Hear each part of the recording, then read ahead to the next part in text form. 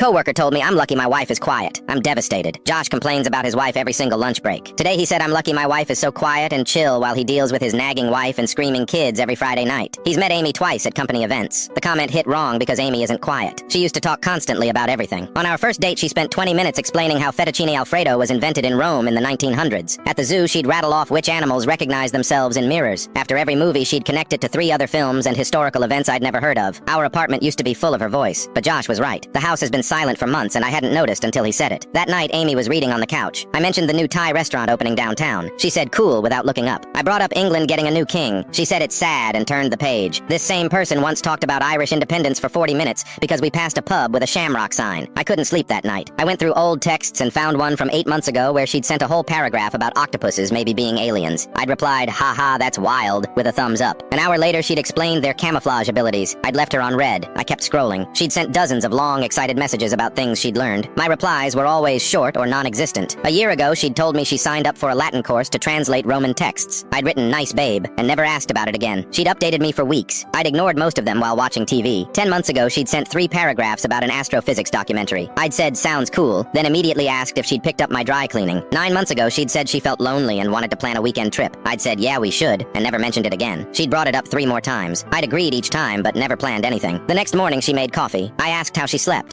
Take a screenshot and scan the QR code, search for the code on TikTok, and watch the second part for free.